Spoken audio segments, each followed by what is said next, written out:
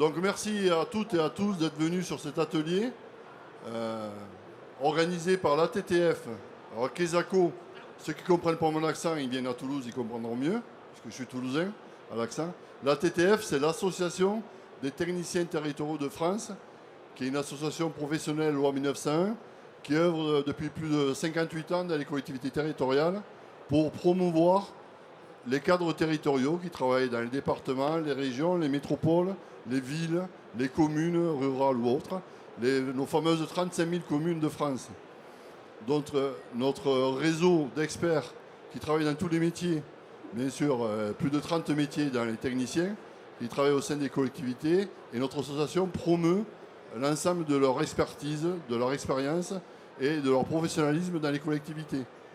Donc cette association, bien sûr, existe depuis longtemps et nous permet d'avoir dans la France et même les territoires d'outre-mer, Guadeloupe, Réunion, Mayotte, etc., des techniciens référents dans tous les métiers de la fonction publique territoriale, qui, vous rappelle, sont des gens qui travaillent sur le terrain.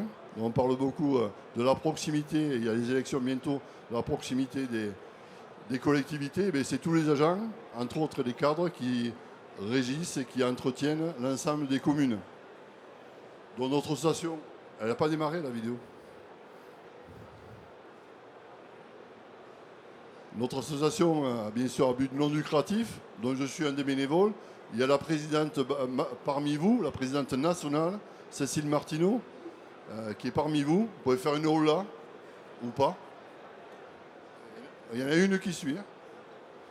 Vous pouvez faire une hola pour la présidente qui participe à cet atelier qu'on a conçu justement pour parler des territoriaux et aussi des problématiques qui se posent dans les collectivités, c'est-à-dire entre autres aujourd'hui les effondrements et les désordres, on va dire, bâtimentaires, ça se dit bâtimentaires, qui se passent dans nos villes et surtout dans les vieux villes historiques comme Toulouse, Troyes, Paris ou d'autres, Marseille bien sûr, qui se passent dans les territoires, et parler de cette organisation et comment les experts Vauban qui sont avec moi, qui vont se présenter tout à l'heure, vont nous parler de cette problématique d'effondrement d'immeubles, d'effondrement d'habitations dans les vieux centres urbains.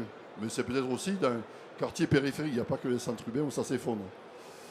Donc ces ouvrages, bien sûr, ils sont la responsabilité du privé et du public, donc sachant que à Toulouse, par exemple, pour un exemple, la mairie de Toulouse à la métropole entretient plus de 1000 bâtiments. Donc 1 million de mètres carrés de bâtiments à entretenir dans le vieux Toulouse. Donc ça fait un paquet de bâtiments à surveiller et à entretenir, bien sûr, des services municipaux et de la métropole. Donc bien sûr, il y a du ballon, puisqu'on est à Toulouse. Donc voilà un peu fait notre association. Donc on a des adhérents dans la France et outre-mer qui nous font remonter les infos, et on promeut ce grade de technicien et notre expertise sur l'ensemble du territoire.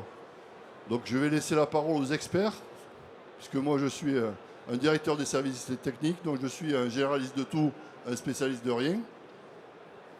Donc je connais un peu tout, mais bon, je ne connais pas précisément l'ensemble de la technique pour ces effondrements d'immeubles et quelles sont les causes et les conséquences surtout. Donc je vais passer le micro à mes collègues qui vont se présenter. N'hésitez pas à poser des questions, ou pendant ou après. On aura un temps d'échange à la fin, si vous le souhaitez, pour poser toutes les questions sur ce diagnostic et cette présentation de Expert Vauban. Merci Jean-Luc. Bonjour à toutes et à tous. On va donc essayer de voir aujourd'hui les communes face aux risques climatiques, les risques d'effondrement du bâti dans les villes urbaines. Alors je m'appelle Sylvain Roux, je suis expert en pathologie des ouvrages bâtis, et mon associé Émilie Roux également. On a plusieurs compétences qui sont répertoriées ici. Alors moi je fais essentiellement de l'expertise en pathologie et de l'assistance à maître d'ouvrage. Tout le reste, c'est mon associé. On fait donc partie de l'Institut international des experts. C'est une organisation d'environ une quinzaine d'experts répartis sur toute la France. Et donc on intervient sur toute la France pour des expertises ou des avis techniques. Voilà le sommaire. Alors, rapidement le contexte. Aujourd'hui, on assiste au vieillissement du parc immobilier français. 40% des bâtiments ont plus de 50 ans. On a des bâtiments plus vulnérables, nécessitant un suivi et des priorisations de travaux. Par exemple, à Marseille, tout le monde a entendu parler de Toulouse. La multiplication des aléas climatiques, évidemment. Je pense que tout le monde a entendu parler du problème climatique, du réchauffement, du changement climatique. Donc des sécheresses à répétition, des épisodes de pluie intenses et donc des mouvements de terrain liés aux canicules. On ne construit plus comme on devrait. Le bâti n'est plus dimensionné pour résister à toutes ces sollicitations. Et donc on a plus de 145% de sinistres sécheresse sur 10 ans. Et nous, on le voit bien, régulièrement, on est appelé pour des expertises liées notamment à du retrait-gonflement des argiles. Vous avez peut-être entendu parler. Les coûts explosent et les assurances doivent prendre en charge. Et elles ne le font pas toujours. Premièrement parce que il n'y a pas toujours l'arrêté de catastrophe naturelle qui est pris sur la commune. Et puis ensuite, c'est la bagarre pour payer. Ça, c'est ce qu'on rencontre le plus souvent, le phénomène de retrait-gonflement des argiles, le RGA. Donc ce sont des cycles de sécheresse des sols et de la réhydratation. Les sols argileux se rétractent, se dilatent et entraînent un mouvement différentiel du terrain. Évidemment, tout ça est accentué par des périodes de sécheresse et de canicules à répétition.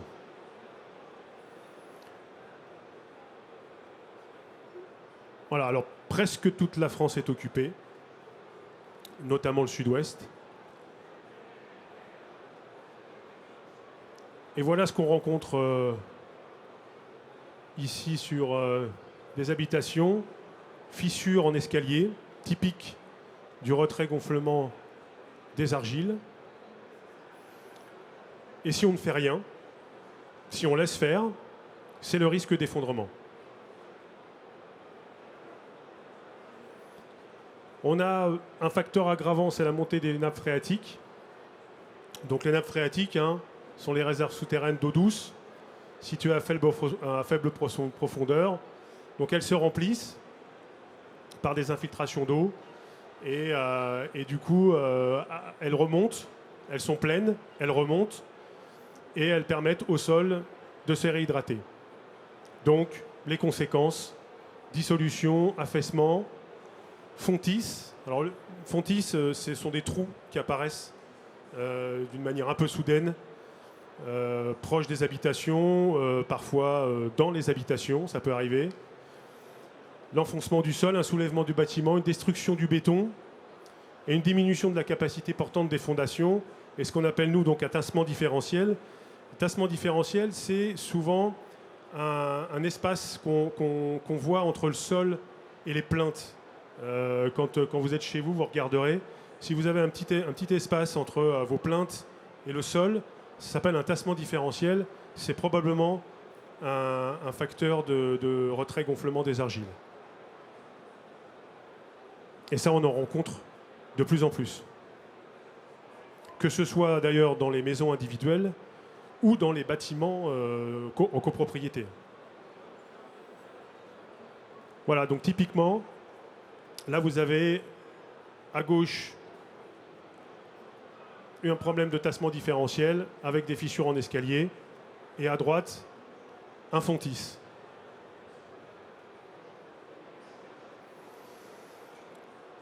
Ensuite, on a un problème des conséquences sur les balcons, en copropriété essentiellement. Toujours à cause des changements climatiques, fissures de dallage de balcons. Alors, soit d'une insuffisance de section d'acier, soit d'un mauvais positionnement en hauteur des aciers. Ça favorise la corrosion, ça aggrave ainsi les risques d'effondrement. Là, on a un défaut d'enrobage des aciers, évidemment, avec les pluies diluviennes que nous avons, les sécheresses à répétition, etc. Le soleil qui tape, ça fissure. Donc la corrosion des aciers est due essentiellement à l'humidité, gaz carbonique, et à l'oxygène au contact de l'acier. C'est une réaction physico-chimique, hein, évidemment. L'acier gonfle, s'effeuille, la rouille coule et l'acier se sectionne. Et dans certains cas, c'est l'effondrement du balcon. Il n'y a aucune réglementation qui impose d'étancher un balcon, une loggia ou tout autre ouvrage qui n'est pas situé au-dessus d'une partie close.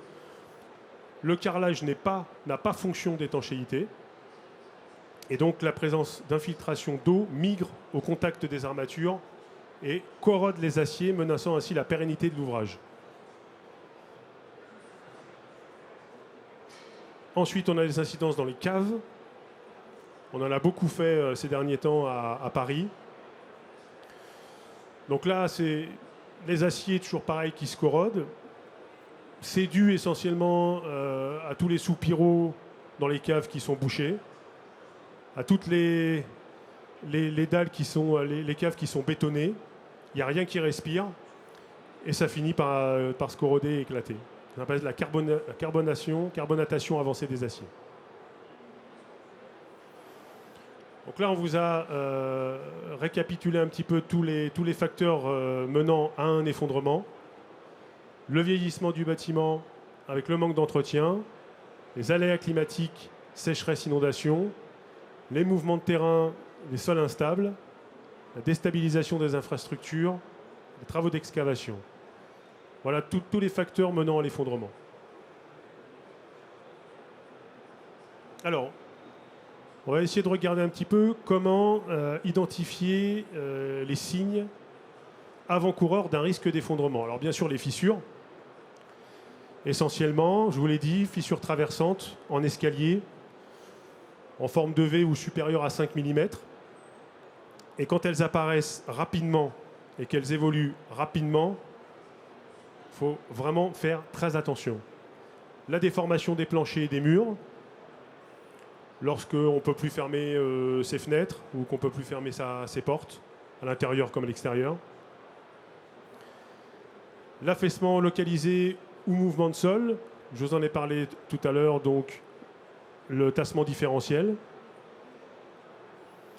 La corrosion des aciers et un dysfonctionnement inhabituel du bâtiment, les portes-fenêtres, les bruits de craquement et la rupture des appuis ou des linteaux de fenêtre. Et maintenant, je vais passer la parole, puisque pour tout ça, on a des solutions. Bonjour à tous. Alors, oui, aujourd'hui, vous avez des risques d'aggravation, d'effondrement, mais il existe des diagnostics qui peuvent vous permettre d'anticiper justement ces effondrements. Alors, je ne sais pas si vous les connaissez. Il existe le premier diagnostic qui s'appelle le DTG, donc c'est le diagnostic de technique globale. Alors, il est obligatoire dans plusieurs cas.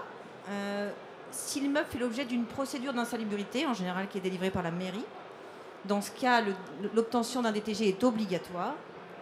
Donc la copropriété doit alors réaliser un DTG pour évaluer l'état du bâtiment et pour planifier les travaux nécessaires à la levée des arrêtés.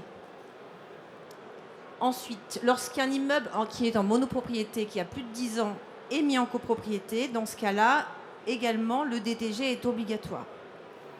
Il est exigé afin d'informer les futurs copropriétaires sur l'état structurel et technique du bâtiment.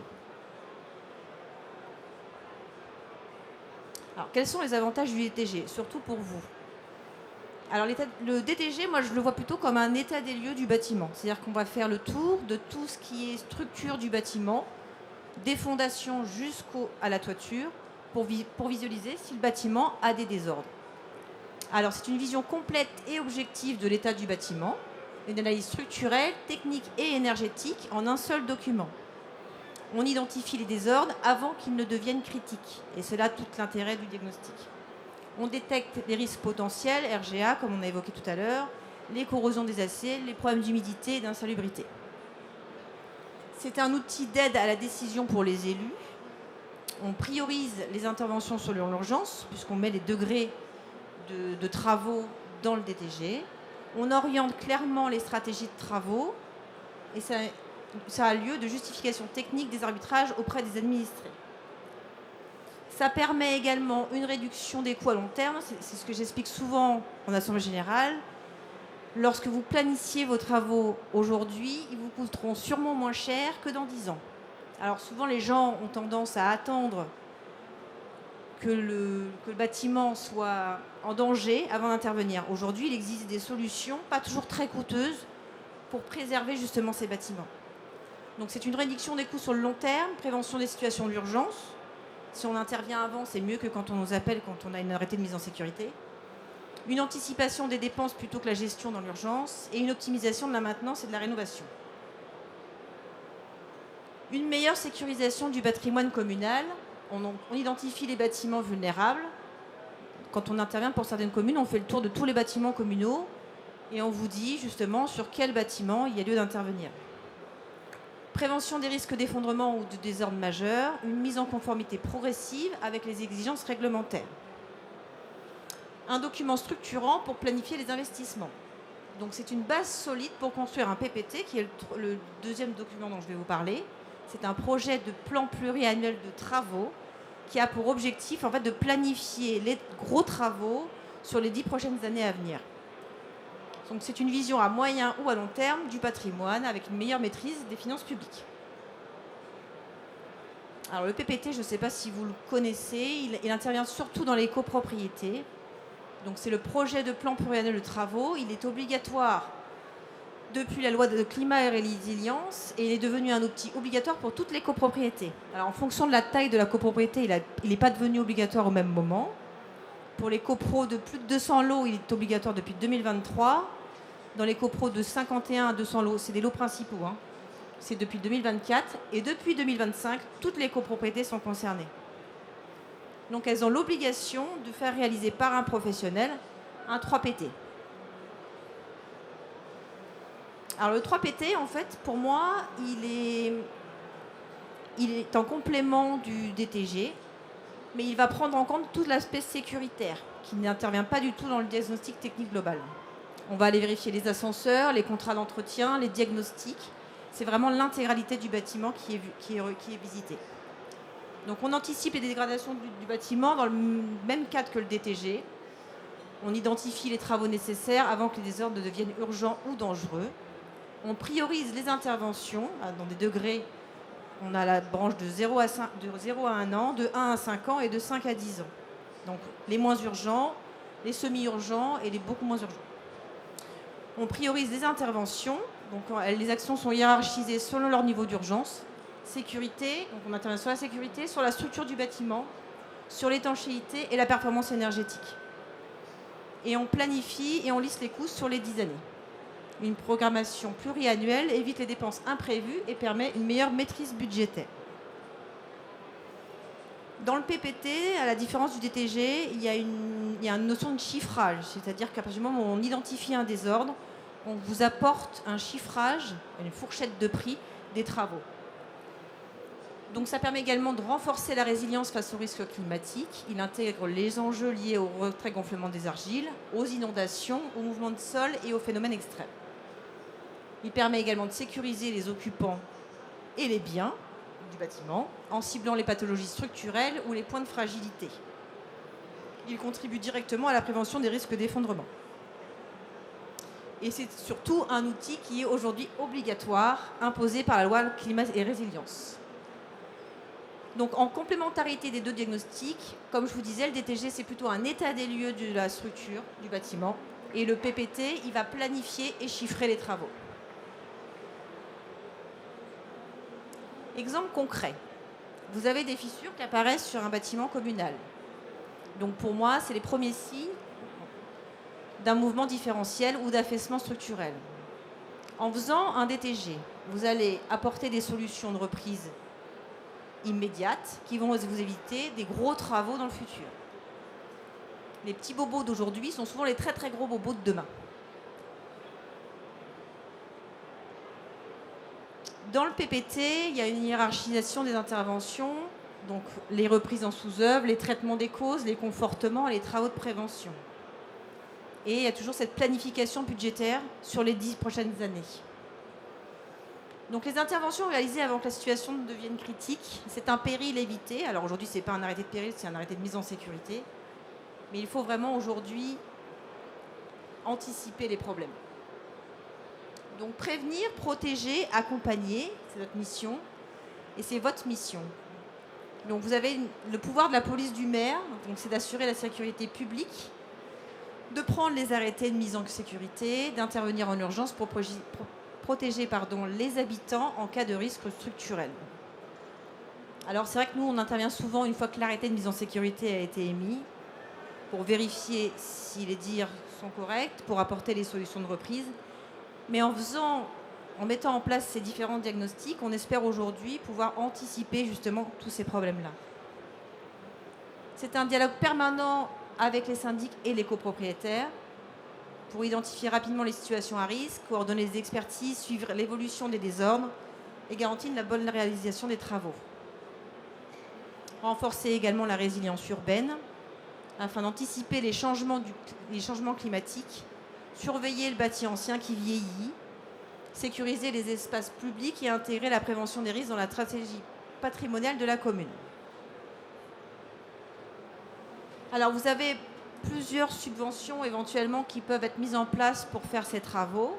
En copropriété, on voit beaucoup. L'ANA aide beaucoup. Donc là, en général, c'est le syndic qui fait le dossier pour monter à l'ANA.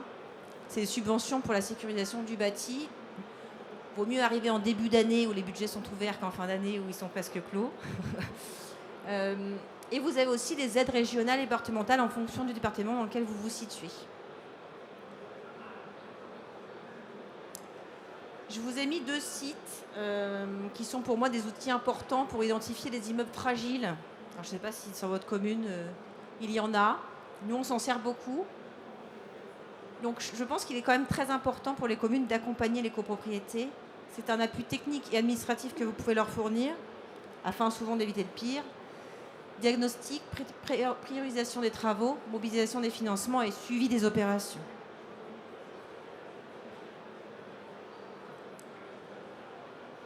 Alors, face au vieillissement du bâtiment et à l'intensification des aléas climatiques, les communes se trouvent aujourd'hui en première ligne. Et oui, c'est vous qu'on vient chercher en général. Mais cette fragilité n'est pas une fatalité. Alors, j'ai une phrase que j'aime beaucoup. Anticiper plutôt que subir, c'est la clé d'une ville plus sûre et plus résiliente.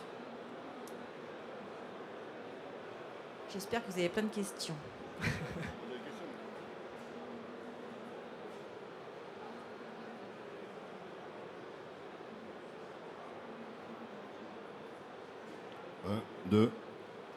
Des questions pour commencer? Est-ce que quelqu'un a des questions dans l'assistance?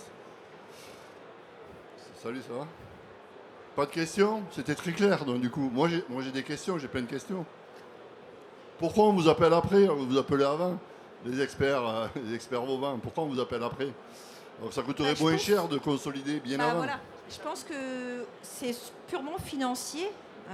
Les gens ont peur du montant des travaux qui peuvent être préconisés, mais en général, ça coûte beaucoup plus cher une fois que ça s'est effondré plutôt que d'anticiper les désordres. C'est le problème des collectivités. J'espère qu'il y a des élus qui entendent. L'anticipation, ce n'est pas la prérogative des élus. En principe, on règle les problèmes après plutôt que d'anticiper avant. Et on a un gros souci en France sur les communes. Pour avoir fait 40 ans dans les collectivités territoriales, en tant que directeur des services techniques, on met très peu d'argent sur l'entretien des bâtiments. On fait des immeubles tout neufs, ou des gymnases, des patinoires, des tennis tout neufs. Sauf que 20 ans après, ils sont plus neufs. Et du coup, on a ce problème d'entretien, de l'argent. Moi, je disais qu'on construit 1 million de travaux de bâtiments, il faut en mettre autant d'exploitation. Et on ne prévoit pas l'exploitation qu'il y a avec. Si on ne prévoit pas l'exploitation et l'entretien, eh bien, le bâtiment se dégrade et après, il y a du travail pour Expert Vauban. Est-ce que vous avez des questions ou des interrogations ou des suggestions? La présidente va poser une question. Non, oui, bonjour. Je m'interrogeais de savoir quel levier avaient les collectivités pour encourager les propriétaires privés à faire les diagnostics nécessaires. Parce que souvent, les collectivités sont au courant des faiblesses de certains bâtiments, mais ce sont des propriétés privées, donc difficile d'agir. Vous parlez en monopropriété ou en copropriété? Les deux? Les deux. à part l'arrêté de mise en sécurité, c'est la seule chose que vous pouvez mettre en place, mais en général, c'est déjà trop tard. Mais il y a la procédure qui est juste préalable à l'arrêté de mise en sécurité. Je le vois souvent, j'étais encore sur Montreuil la semaine dernière, et la mairie de Montreuil le fait beaucoup. En fait, ils engagent un avant-procédure de mise en sécurité. C'est une alerte, en fait. C'est un courrier qui est adressé aux propriétaires ou aux copropriétaires en visant les faiblesses qui ont été relevées par vous ou qui vous ont été remontées. Et à ce moment-là, on intervient. Et ils ont 2 mois pour faire passer un expert comme nous. Donc ça, en fait, vous mettez dans la procédure d'arrêté de mise en sécurité. C'est beaucoup moins lourd pour vous et beaucoup mieux pour nous. Je comprends. Et ça reste limité quand même, c'est ce que je comprends. Après, il y a des mairies qui font des réunions d'information avec des gens comme nous pour expliquer justement, mais comme avec les conseils syndicaux, c'est des réunions ouvertes en fait.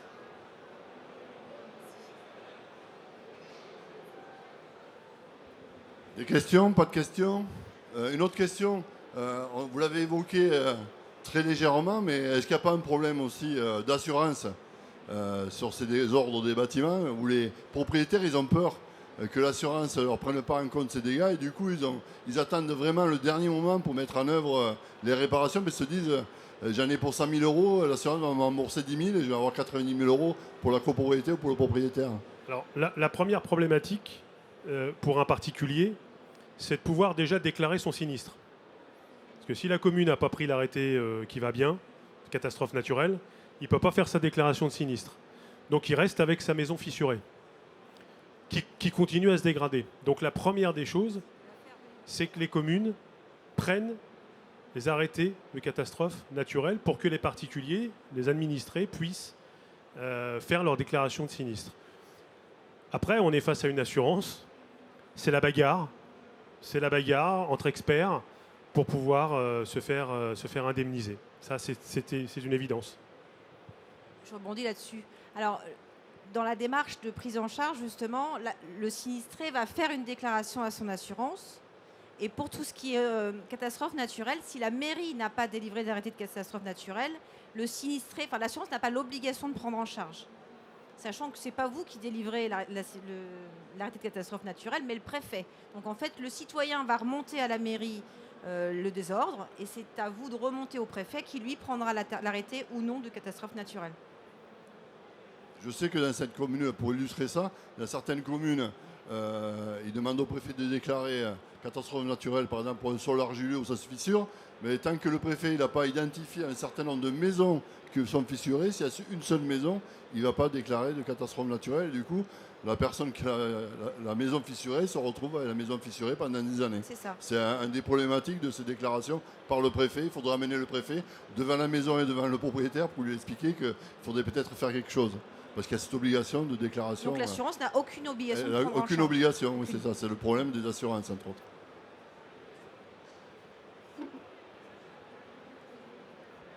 Dans les raisons que vous invoquiez pour la casse, tassement structurel ou fissure, il n'y avait pas que la sécheresse, il y avait des fuites aussi. Donc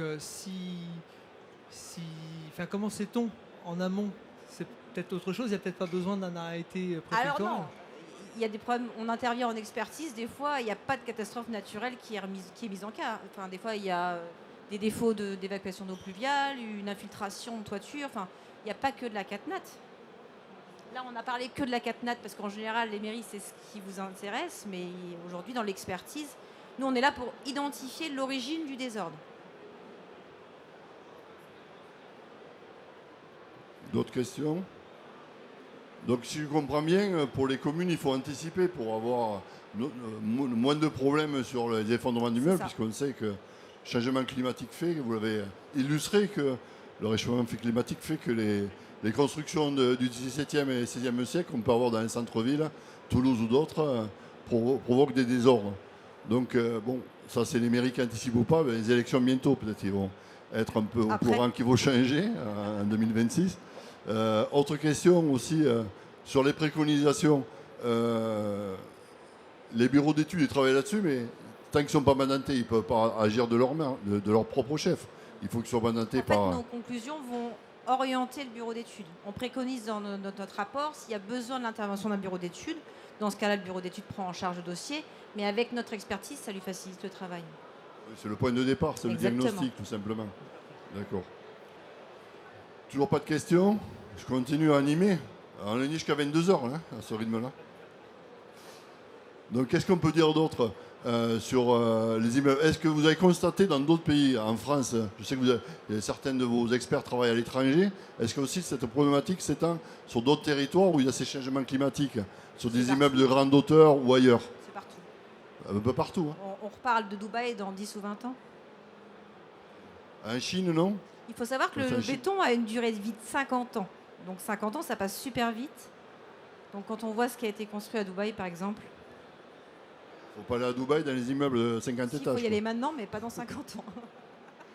Donc on a cette problématique du vieillissement du béton, mais malgré les nouvelles constructions, puisqu'on sait que dans le bâtiment, on promeut des nouveaux matériaux, comme avant, on se retrouve avec torchis, des galets et des poutres, pas des grands immeubles bien sûr, mais sur de l'habitation. On voit qu'on revient avec des structures comme il était avant, au Moyen-Âge entre autres, où on construisait en terre, en paille ou autre. Et on voit que ces constructions tiennent dans le temps quelque part. Est-ce que vous avez constaté, à partir de ce vieillissement, qu'elles sont plus durables, ces constructions, on va dire matériaux plus naturels?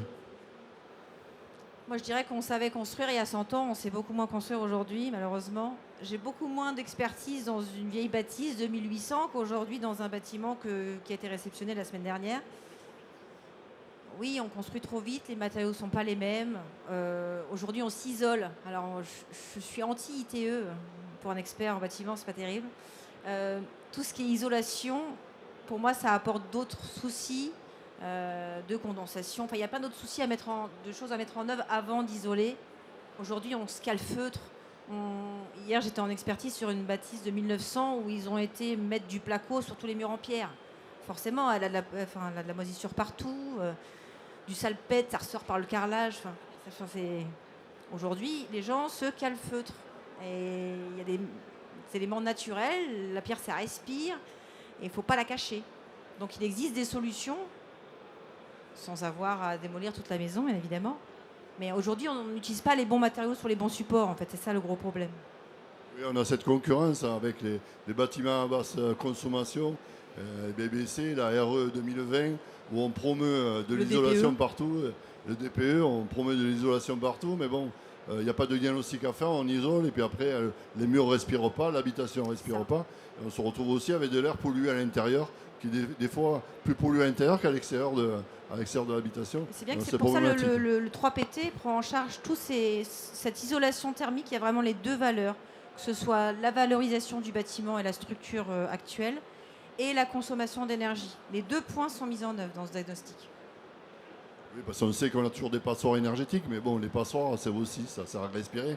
Et après, on a des désordres autres que une fois que c'est isolé par extérieur, par exemple, on sait qu'on a promu, là, il n'y a plus de subventions maintenant, mais promu l'isolation par l'extérieur. Si, Il y en a encore un peu, mais ça a diminué. Du coup, les constructeurs, ils font moins d'isolation, mais on a isolé un peu beaucoup de bâtisses comme ça par l'extérieur sans se préoccuper de respiration des murs et du bâti, quoi.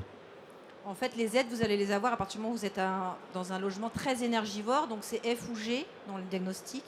Si vous arrivez dans la valorisation des travaux, à arriver en C ou en D, là vous allez avoir une enveloppe de travaux assez importante. Néanmoins, si vous êtes en D et que vous voulez passer en C, là vous n'aurez pas d'aide. En fait, les aides, elles sont mises en place pour les bâtiments très énergivores aujourd'hui. Des remarques, des interrogations? On peut clôturer là-dessus. On a débordé un peu. Si vous avez des questions, n'hésitez pas à vous mettre en relation avec les experts. Merci à tous et à toutes. Merci.